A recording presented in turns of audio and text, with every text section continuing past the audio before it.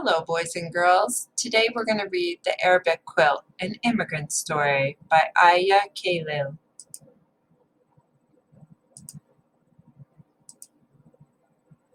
Kanzi, Habibati, you're going to be late to the first day of school, Mama calls.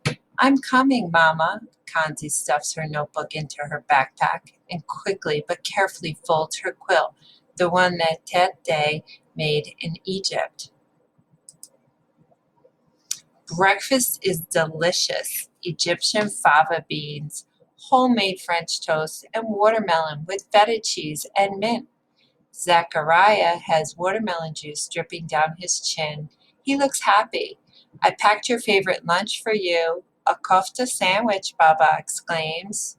Shukran, Baba, Kanzi says. But secretly she wishes her Baba would pack her a peanut butter and jelly sandwich instead. Her family has just moved to this town, and she doesn't know anyone. She doesn't want to be different. In the car, Mama sings along with the songs on the Arabic radio channel. When they pull up to the school, Kanzi turns down the radio volume. Mama gives her a confused look. Good luck today, Mama says. Bahabeka. I love you too, Kanzi responds. In class, Miss Hogan asked all the students to share 3 facts about themselves. When it is Kanzi's turn, she says bravely, I am Egyptian American. I love to swim. I love to write poetry. Then she sits, looking down at her desk. At lunchtime, Kanzi is surprised when Mama walks through the door. Habibate, you forgot your lunchbox. Habibate, like the Hobbit? It's your name, Kanzi. Isn't it your name, Kanzi? Molly snickers. Her classmates laugh with her as they walk to the cafeteria. Mrs. Hogan sees tears rolling down Kanzi's cheeks. What's wrong, she asks. Molly made fun of what my mama said, Kanzi replies. Oh, Kanzi, being bilingual is beautiful, Mrs. Hogan, says Mrs. Hogan. Don't let anyone make you feel ashamed. You are special. That night, as Mama puts leftover sherbet odds in Kazni's lunchbox, Kanzi gently pats Mama's back. Can you please pack me a turkey sandwich instead? Before bed, Kanzi writes a poem as she hugs her quilt, which smells like Tete's home.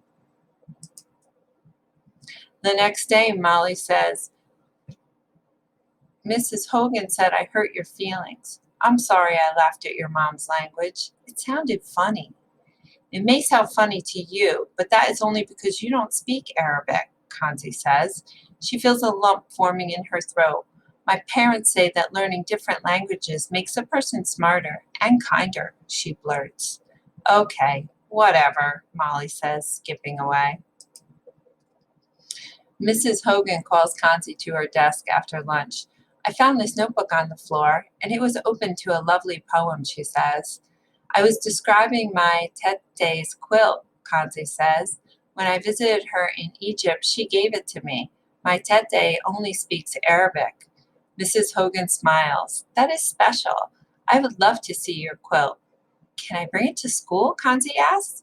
Sure, bring it tomorrow, Mrs. Hogan says. The next day, Kanzi unfolds her quilt in front of the class. Her heart is pounding. This is my quilt that my Tete in Egypt made, she says. That's cool. I want to make a quilt like that, Kareem says. Maybe we can all make one for our classroom, Claire shouts. Mrs. Hogan nods and smiles. On Friday, Mrs. Hogan makes an announcement. I have an exciting project for us all to work on. Kanzi's mom is here to help us make a quilt of all your names in Arabic. As Mama steps forward, Kanzi thinks how beautiful she looks. Shukran for welcoming me here, Mama says. Kanzi and I will write down your names in Arabic, and you will copy your name on your own quilt piece. Molly is not enthusiastic about the project. Who cares about Arabic? We live in America. My mom says we should only speak English. In response, Mrs. Hogan starts writing words on the board.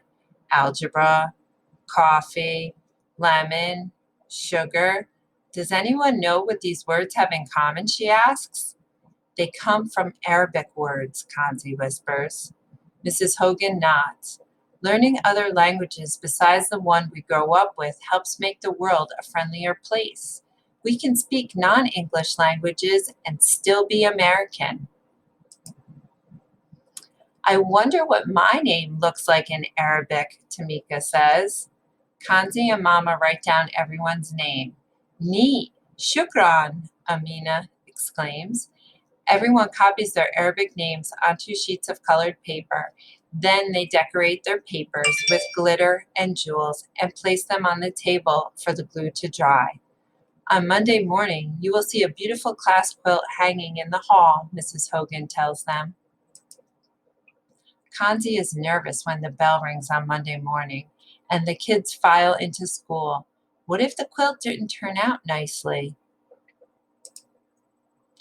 The quilt hangs on the bulletin board outside Mrs. Hogan's classroom.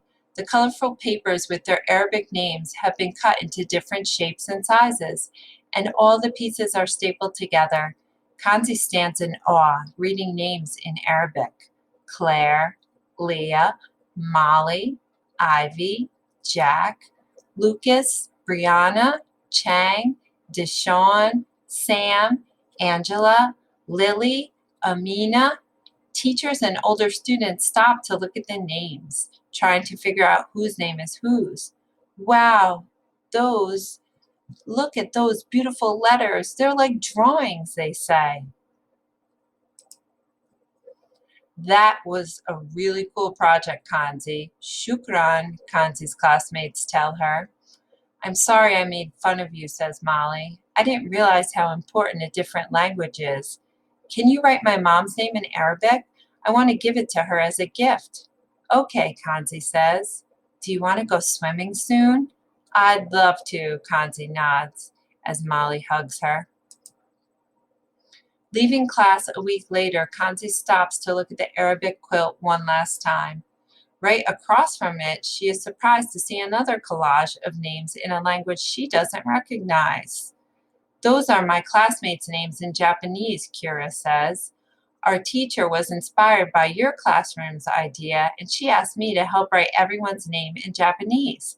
Aren't languages a beautiful thing? They can truly unite us. Kanzi smiles in agreement.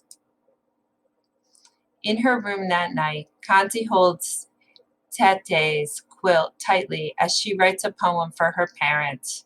Shukran, Mama and Baba, for always encouraging me to be proud of speaking a different language and speaking it out loud. Languages can unite us together like a quilt, so I will always speak my language without guilt. I will never be ashamed to speak in this language that is so unique. Bahabeka, Mama, Bahabeka, Baba. And here is the glossary of the words. Habibati means my love. Tete means grandma. Shukran, thank you. Bahabake, Bahabaka means I love you. And oh, I can see you say it different for female and male. And then mama is mom, baba is dad. Sherbet adz is lentil soup, and kofta is a spiced meatball. Other English words that come from Arabic are zero, algebra, sofa, candy, alcohol, and cotton. And then it tells about the author and the illustrator on this page. And there's her quilt. I hope you like this book, boys and girls.